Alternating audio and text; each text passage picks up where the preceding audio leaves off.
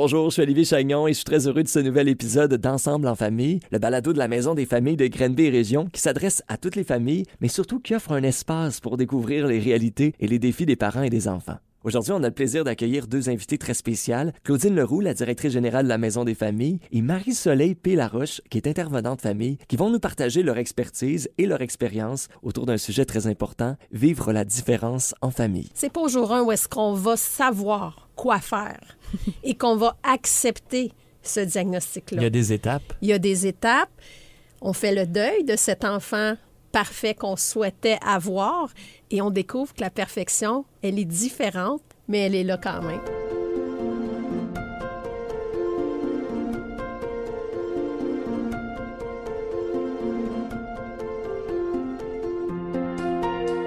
Un milieu de vie qui offre un soutien et des services adaptés aux réels besoins des parents et enfants de la Haute-Yamaska.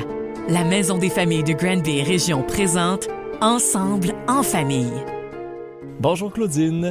Bonjour Olivier. On a avec nous aujourd'hui Marie-Soleil, puis non seulement elle est intervenante famille chez vous, mais c'est aussi une maman qui a deux enfants non neurotypiques. Et j'aimerais ça qu'on parle un petit peu avant de commencer sur notre sujet, de ta réalité aussi. Donc, parle-nous brièvement de tes enfants. Bien, en fait, j'ai deux enfants qui, les deux, ont des diagnostics différents. Et maintenant, ils sont rendus à l'adolescence, mais quand ils étaient plus jeunes, ça a été tout un défi. Mm-hmm. On parle des fois de besoins particuliers, besoins spécifiques. Claudine, je ne sais pas si tu veux nous expliquer un peu c'est quoi la différence entre les deux. Oui, je pense que c'est important de prendre un petit temps justement pour expliquer cette différence-là parce qu'on s'y perd, on perd notre vocabulaire quand on veut bien définir. Et c'est important pour chaque parent qui sache les bons mots à utiliser pour quand, par exemple, ils viennent présenter les enfants à la maison des familles ou dans un CPE ou à l'école. Donc, un besoin spécifique, c'est un besoin qui rend l'enfant différent. C'est pas nécessairement un besoin qui a un diagnostic relié. Je te donne un exemple.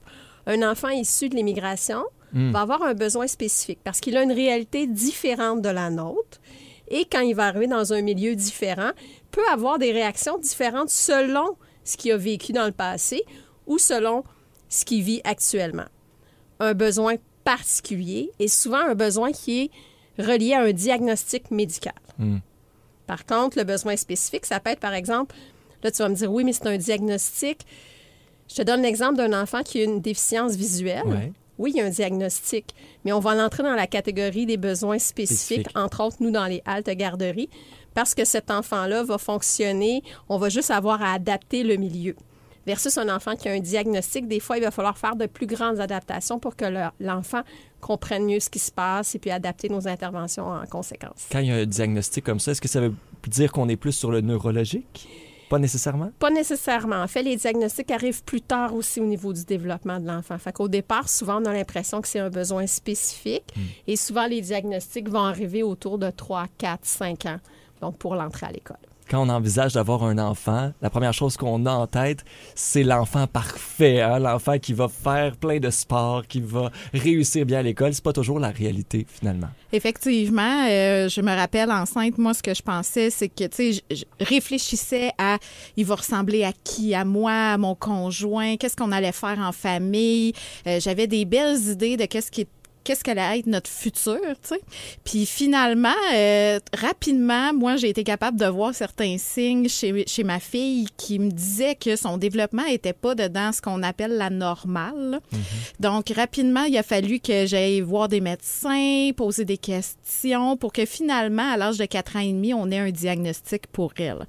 C'est quelque chose d'assez confrontant de voir que ce qu'on avait prévu, idéalisé, ça sera pas ça, notre vie. La majorité des parents ont vécu tout ça, là, mais je peux dire, moi, en vivant le côté justement particulier de la situation, que j'ai pris une grande débarque à ma fille. La débarque a été moins grande rendue à mon garçon qui est plus jeune. T'étais passé par là. Oui, puis je m'étais déjà rendu compte que c'est pas la fin du monde non plus.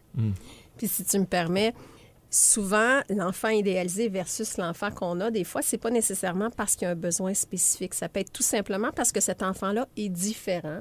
Parce que cet enfant-là, par exemple, ce qu'on appelle les bébés à grands besoins, qui ont besoin beaucoup de câlins, beaucoup de bras. Et comme parents, on a souvent tendance à vouloir diagnostiquer notre enfant parce qu'on le compare à d'autres enfants. C'est clair. On va quelque part, on voit un enfant du même âge, on a l'impression « Oh mon Dieu, le mien est en retard ». On ne veut pas lancer un signal d'alerte à tous les parents. On veut juste que le parent, on n'oublie pas que le parent est toujours le premier éducateur de son enfant. C'est l'expert de son enfant. Alors, dans le cas de Marie-Soleil, quand elle s'est mise à se poser des questions parce qu'elle voyait que son enfant réagissait de façon différente, avait, peu importe les réactions qu'elle avait, à ce moment-là, le rôle du parent, c'est d'aller chercher pourquoi. Oui. Mais on n'est pas toujours prêt à aller chercher pourquoi. Dans ton cas, est-ce que ça a été long, Marie-Soleil, de vouloir aller chercher ça? Non, parce que j'ai la chance que ce soit mon domaine d'études exact, aussi. c'est ce que je me suis dit. Donc, j'ai vu des signes très, très tôt, vers 2 ans, chez ma fille. Puis, j'ai aussi la très grande chance d'avoir un filet de sécurité, un réseau très présent pour moi, ce qui faisait que j'ai 2 tantes travailleuses sociales vers qui je me suis tournée pour faire « Est-ce que tu les vois, ces traits-là, chez mon enfant? » Et les 2 ont dit « Oui, Marie-Soleil, on les voit, ces traits-là, chez ton enfant. » Donc, j'ai tout de suite fait « OK, 1 + 1. » Je m'en vais voir mon médecin de famille, j'enclenche les démarches, puis ensuite de ça, c'est d'écouler toutes les étapes pour se rendre jusqu'à un diagnostic. Le fameux diagnostic qui finit par expliquer ce que tu avais vu, observé pendant des mois, des années déjà. Oui. Qu'est-ce que ça change d'avoir ce diagnostic-là? C'est certain que dans ma situation à moi, personnelle, le fait que c'était pas quelque chose de grave dans ma tête que mon enfant soit différent, je voulais juste pouvoir mieux l'aider dans ce qu'il vivait. Quand j'ai reçu le diagnostic, je me suis sentie soulagée. Réellement, je me rappelle encore quand je l'ai eu, j'ai pleuré, mais pleuré de joie parce que je faisais les bonnes interventions avec mon enfant au lieu de... parce que, tu sais, on s'entend, là, moi, je me suis fait dire souvent « Ah, mais pourquoi tu interviens avec elle? » Mais quand tu n'as pas le diagnostic, pourquoi tu interviens comme ça? Bien, c'est difficile d'expliquer que tu adaptes à ton enfant. Tandis que quand tu as le diagnostic, après ça, tu peux dire « Bien, moi, mon enfant, il y a un diagnostic, c'est pour ça que je fais ça. » Fait que c'est plus simple aussi dans la vie d'un parent quand on peut mettre des mots pour bien expliquer aux autres autour de nous. Il y a des fois où ce diagnostic-là, ce fameux diagnostic-là qu'on attend, vient expliquer l'inexplicable et vient déculpabiliser le parent parce que souvent, le parent va avoir l'impression qu'il a mal fait son travail, donc qu'il n'a pas bien accompagné son enfant, qu'il l'a pas assez stimulé, qu'il a fait quelque chose durant la grossesse. Et on lève notre chapeau à tous les médecins qui expliquent très, très bien les diagnostics et qui viennent démystifier tout ça et expliquer le pourquoi du comment.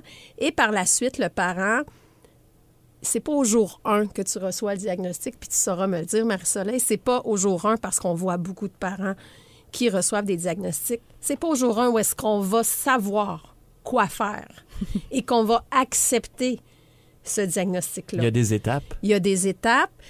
On fait le deuil de cet enfant parfait qu'on souhaitait avoir et on découvre que la perfection, elle est différente, mais elle est là quand même. Effectivement. Première étape, généralement, tu sais, ça dépend toujours de est-ce que c'est un médecin, un professionnel qui dit « Hey, ton enfant a quelque chose » ou si c'est toi qui t'en rends compte. Tu sais, pour moi, c'était facile de ne pas être dans le déni parce que je l'avais vu. Mais quand c'est un professionnel qui te dit « Hey, ton enfant, il y a quelque chose. » Ça peut vraiment venir jouer dans tout ce qui est tes valeurs, tout ce qui est... Ton enfant, c'est ton précieux. Te faire dire que ton enfant ne cadre pas, ça peut être très... Douloureux, effectivement. Donc, tu sais, le déni. Je pense aussi qu'il y a une phase qui est très, très grande de être capable de ne pas se culpabiliser. Tu sais, comme Claudine, elle disait, moi, je me suis posé la question, tu sais, j'ai mangé du McDonald's quand j'étais enceinte de ma fille. Tu sais, comme quand tu te poses, quand tu vois que ton enfant est différent, comme qu'est-ce que j'aurais pu faire de mieux, tu sais? Puis finalement, quand, tu l'as très bien dit, Claudine, mais moi, la neuropsy qui m'a expliqué le diagnostic de mon enfant, c'est elle qui m'a éclairée puis qui a juste fait que, ben c'est pas le McDonald's qui a fait qu'elle est neurodivergente. Hein? Puis après ça, rentre dans une phase d'acceptation de qu'est-ce que je fais maintenant que je sais que mon enfant a des particularités, comment je vais intervenir avec elle, puis c'est quoi notre avenir. T'sais, fait qu'il y a des hauts puis il y a des bas dans l'acceptation, mais généralement, quand on est rendu là, ça nous aide aussi à avoir du positif autour de nous. Puis il y a toute l'acceptation du milieu autour. Tu sais, on parle souvent du parent, mais pour nous, la famille est hyper importante.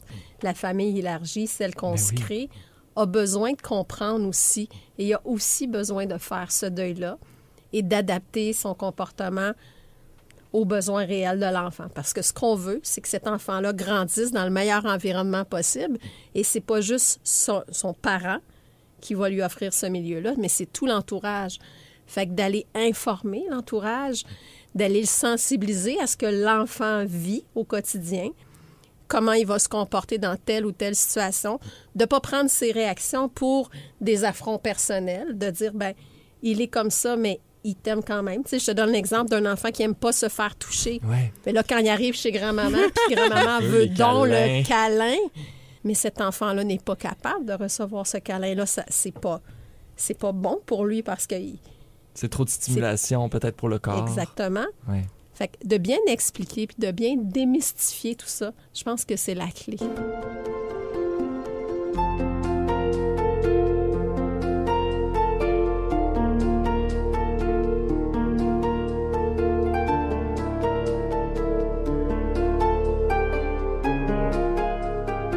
Claudine, tu as évoqué que toute la famille doit faire l'acceptation d'un diagnostic au sein d'une famille, mais j'imagine que ça vient aussi avec le regard des autres dans notre société. Comment tu l'as vécu, Marie-Soleil?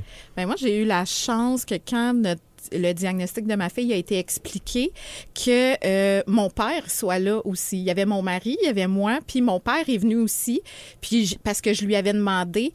Parce qu'on est une famille tissée serrée, puis je savais qu'avec lui, j'aurais quelqu'un de mon côté pour quand j'allais être en grande famille, pour quand j'allais sortir magasiner, pour quand j'allais vivre notre vie au quotidien. Bien, je savais que j'avais quelqu'un de supplémentaire qui allait pouvoir m'aider, puis que lui, ça fait pas partie de sa vie tout le temps. Tu sais, parce qu'un parent, ça peut devenir épuisé de toujours expliquer tout le temps les mêmes choses aux gens. Donc, ça m'a permis de pouvoir... Comme si tu avais des alliés avec toi. Oui, c'est ça, autour de moi. Parce que le regard des autres, c'est vraiment quelque chose qui est difficile en tant que parent. On s'imagine déjà, tu as un enfant qui est avec toi. On parle même pas de est-ce qu'il y a des besoins spécifiques, est-ce qu'il y a des besoins particuliers. On s'en va au magasin, il fait une crise de bacon parce qu'on lui dit non, tu sais. Ben, la majorité des gens font comme, mon doux, le parent n'est pas capable de gérer parce que l'enfant est en crise de bacon. Ben, moi, quand j'allais magasiner, c'était pas des crises de bacon, là. C'était des crises grandeur catastrophiques, là, qu'il y avait dans le magasin. Puis, ben, ma vie, c'est de continuer à magasiner pareil avec cet enfant-là qui est en grosse crise. Fait que d'avoir des alliés, comme tu disais, c'est vraiment ce qui est important. Puis je pense aussi que le temps fait que les bons alliés restent autour de nous. C'est bien dit. Et puis l'allié a parfois moins le côté émotif. Le parent, tu sais, on est parent, on sait que quand quelqu'un atteint nos enfants, on devient lion. C'est sûr, ça vient nous chercher profondément. Donc, souvent, nos alliés vont être ceux qui vont prendre la relève dans une situation où nous, notre émotion est souvent trop élevée.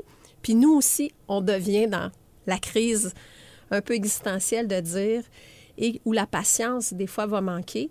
Nos alliés sont là, des fois, pour venir remettre à l'ordre, venir expliquer, des fois, faire de la prévention. Donc, si on s'en va dans une grosse fête de famille, un événement où il va y avoir beaucoup de monde, ces gens-là peuvent expliquer aux gens qu'on connaît moins ce qui se passe, ce qui risque de se passer, faire de la prévention pour qu'après ça, l'enfant se sente plus accepté, mais que le parent se sente moins jugé. Puis ça, c'est important parce que le parent a aussi cette culpabilisation-là qui, même s'il en a fait un petit deuil, va toujours demeurer. De se faire regarder, peu importe l'enfant que tu as, de se faire juger comme parent, c'est toujours difficile. C'est quelque chose de se faire juger sur soi-même, son apparence physique ou quoi que ce soit. Puis quand on vient toucher à l'enfant, et ça déclenche toutes sortes d'affaires en nous, effectivement. Oui.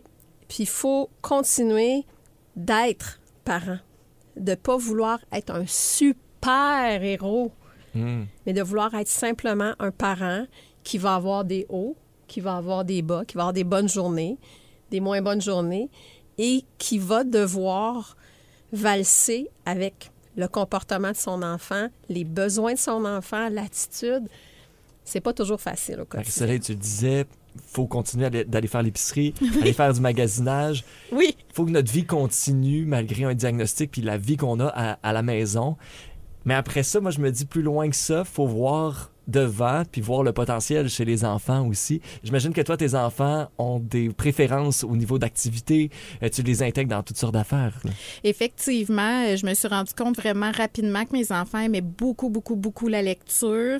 Ma fille a eu des intérêts restreints pour les Pokémon quand elle était plus jeune. Maintenant, c'est les mangas et les animés. Mon fils a embarqué dans la passion de sa sœur. Donc, tout ce que je peux l'aider à se connaître à travers ce qu'elle aime, c'est ce que je fais pour elle. Donc, elle aime la lecture, ben on va prendre du temps à la bibliothèque. Quand elle lit, elle est heureuse. Donc, est-ce que ça se peut que si j'ai des interventions à faire, je vais passer ça par la lecture avec elle? Quand elle était plus jeune, il y a certains jeux que je lui ai appris pour y montrer les scénarios sociaux de la vie, tu sais. Donc, c'est toujours à travers ses préférences, son regard qu'elle est capable d'avoir à ce moment-là que je vais passer mes interventions avec elle. Mais ça te permet de vivre des réussites aussi. Mais certainement, mes enfants sont remplis de réussites, toujours. Dans des moments plus difficiles, quand tu t'accroches à ces réussites-là où tu utilises encore une fois leurs éléments de préférence, j'imagine que ça t'aide à passer à travers des fois des petites phases justement de deuil de l'enfant parfait qu'on parlait au début. Bien oui, effectivement, quand mes enfants arrivent avec... moi, j'aime bien dire, j'ai quelqu'un dans mon entourage qui disait « On réussit à manger un éléphant en prenant des petites bouchées ». Fait que je fais la même chose avec mes enfants. On a un but à atteindre. Moi, mon but ultérieur, c'est qu'ils soient capables de fonctionner dans la société puis qu'ils soient heureux en le faisant. Donc, tous les petits pas qu'on va faire ensemble, moi, eux, mon conjoint, en famille, bien, ces petits pas-là, on les savoure parce que je le sais qu'à la longue... ils vont se rendre où je veux qu'ils se rendent. C'est juste que ça ne sera pas de la manière qu'on dit habituelle que les parents le font. Mais oui, on célèbre les petites victoires toujours. Quand ma fille est rentrée au secondaire cette année, quand ma fille est arrivée puis elle m'a dit « Maman, j'ai une amie ». Ah mon doux, mais moi j'ai pleuré dans la vie. J'ai pleuré parce que ma fille avait une amie. Donc, ça peut avoir l'air banal, mais en même temps, ça l'est vraiment pas dans ce contexte-ci. Et effectivement, moi, dans mon contexte, c'est qu'elle avait un ami au primaire.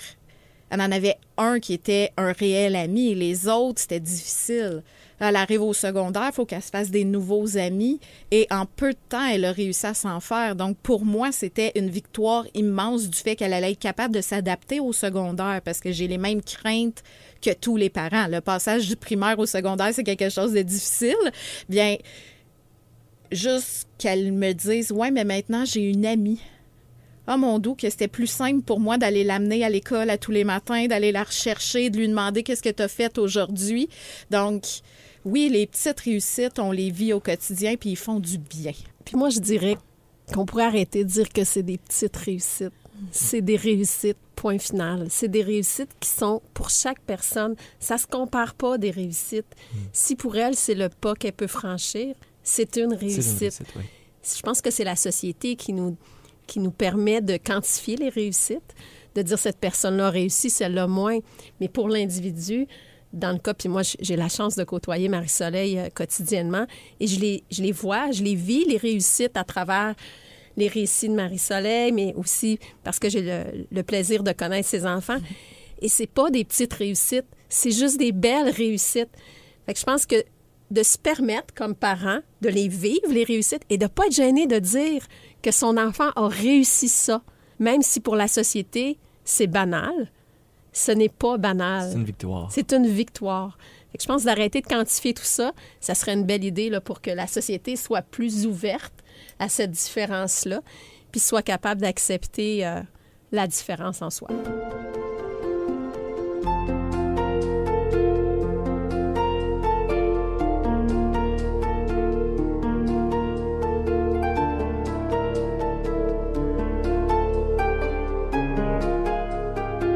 Dans l'épisode, je remarque qu'on parle beaucoup de l'impact de la société, la vision de la société sur nos familles. Cette différence-là, je pense que c'est important aussi qu'on l'affiche pour la normaliser. Oui, parce que les enfants font partie intégrante de la société. Ben c'est oui. nos adultes de demain. Donc, il faut qu'ils vivent en société, selon, bien entendu, en respectant leurs besoins, selon ce qu'ils sont capables. Je te donne un exemple. Dernièrement, j'étais au magasin et à côté de moi, il y avait un papa avec ses 2 enfants, dont un enfant non neurotypique. Et cet enfant-là avait besoin de stimuli. Donc, c'est un enfant qui était très stimulé, entre autres par les textures. Et on était dans un magasin de vêtements. Ouh. Fait que vous pouvez vous imaginer les mains où ils étaient. Et moi, je suis passée à côté de cette famille-là et l'enfant a mis ses mains dans mon foulard. Puis là, je voyais, tu sais, qu'il était en stimulation puis qu'il aimait ça. Et le papa se confondait en excuses. Et quand je suis arrivée pour quitter, l'enfant s'est mis à crier parce qu'il voulait encore son stimuli de mon foulard. Puis je suis revenue et je me suis adressée à l'enfant puis j'ai dit « Tu le trouves doux, mon foulard, hein? Ça te fait du bien ici. Il y en a beaucoup. » Puis là, le papa s'excusait. Je dis « Non, il faut qu'il s'émerveille devant ce qu'il a. » Et là, j'expliquais à l'enfant que je devais repartir. Donc, j'étais pour reprendre mon bout de foulard. Et le papa me regardait avec ses grands yeux en faisant comme « Merci de ne pas juger mon enfant, de ne pas trouver que je suis un mauvais parent. Merci de ne pas dire que mon enfant est un touche-à-tout qui dérange tout le monde. » Cet enfant-là était dans un environnement où pour lui, les stimuli étaient à la puissance 1000. Mais il faut juste comprendre ça. Heureusement, il est tombé sur toi, qui est à l'aise aussi, parce que j'imagine que c'est pas toujours la réalité quand on parle de regard des autres tout à l'heure. Tu sais, j'imagine que pour certaines personnes, ça aurait été « Wow, qu'est-ce qui fait à toucher mon foulard? » Heureusement, on est tombé sur une bonne personne. Mais est-ce que c'est arrivé des fois dans le passé, peut-être Marie-Soleil, tu as un autre exemple, qui est le contre-exemple de « Hey boy, que mon enfant fait quelque chose, puis ça a dérangé. » Bien, effectivement, moi, mes enfants ont un seul volume qui est très, très, très, très fort, OK? Donc, quand tu sors en public, il n'y a rien qui passe inaperçu dans ma vie à moi. Donc, je me rappelle, ma fille est tout petite, j'étais au Walmart, j'avais tout, là. J'avais les coquilles, j'avais prévu qu'elle avait un petit jeu dans le panier pour pouvoir pas voir toutes les lumières. Tu sais, j'avais tout prévu, mais j'avais pas prévu que ça allait être une journée difficile pour elle. Donc, grosse crise, on installe les coquilles qui enlèvent une partie du bruit. Ouais. Puis, elle réussit par finir par se calmer, mais j'arrive à la caisse et ça recommence. Et là, Madame la caissière, qui, elle, ne connaît pas le diagnostic de mon enfant parce qu'il n'est pas écrit dans sa face à mon enfant qu'elle a un diagnostic en plus. Donc, et là, elle commence. Voyons donc, là, faut que tu arrêtes, faut que tu te calmes, arrête de crier comme ça. Et là, moi, je suis juste comme, s'il te plaît, peux-tu juste passer mes effets? J'aimerais ça m'en aller. C'est ça. J'aimerais ça m'en aller dans la voiture où il y a moins de lumière, où il y a moins de stimuli, où il y a moins de bruit, tu sais. C'est toujours un peu comme ça, hein. Tu sais, tu parlais de la société. Ben, moi, c'est pas le diagnostic de mon enfant qui est difficile pour moi. Parce que je suis habituée. C'est mon quotidien d'être avec mes enfants. Ce qui est difficile pour moi, c'est le regard de la société sur mon enfant. C'est être obligée de me mettre une barrière puis de me dire ce que je fais, je le fais pour mon enfant. Puis si la personne juge, ben c'est elle qui est le plus mal pris dans la vie avec son jugement, parce que son jugement m'appartient pas. Puis ça, les bonnes journées, j'arrive à le faire. Il y a des moins bonnes journées aussi dans la vie où ça va m'atteindre quand les gens regardent un peu un regard croche sur mes enfants parce que... Ils passent des commentaires, des fois désobligeants, sans savoir. Oui, effectivement. Donc, c'est sûr que ça m'atteint. Je pense qu'avec la pratique, tu sais, ils sont rendus plus grands, justement. Je pense qu'avec la pratique, j'ai réussi à avoir un certain détachement, mais c'est pas tous les jours où je réussis à l'avoir. Puis ça m'arrive des fois d'arriver au travail puis de faire « Ouf, là, ce matin, c'était plus difficile, mais OK. » Ça prend 2 cafés ces matins-là. C'est ça, 2 cafés, puis après ça, on veut partir la journée. Donc, c'est correct de mal aller, comme c'est correct d'être fier aussi de ses enfants.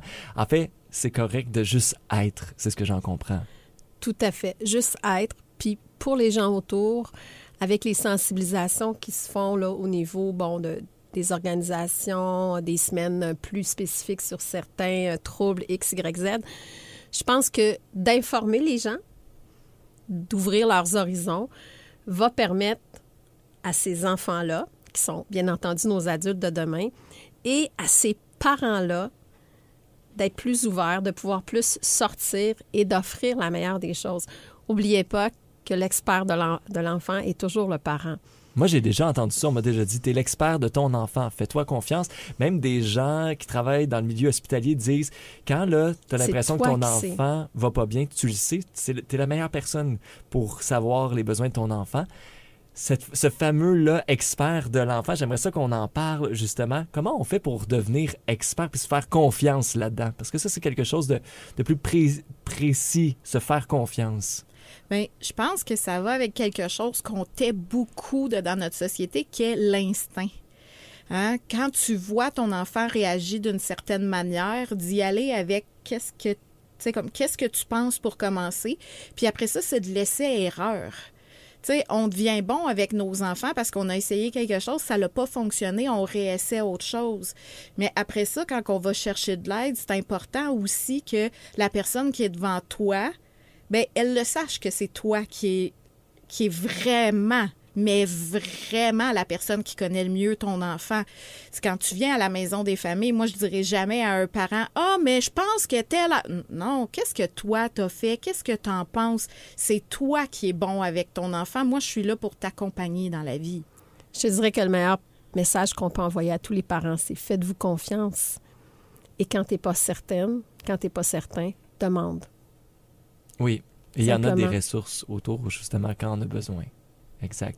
Ça a été un super épisode. Merci beaucoup, Marie-Soleil, pour tous ces partages que tu nous as fait sur ta vie personnelle, mais aussi sur ton expertise. Et Claudine, tu as toujours les mots justes aussi. Ça a été vraiment un plaisir. Merci. Merci.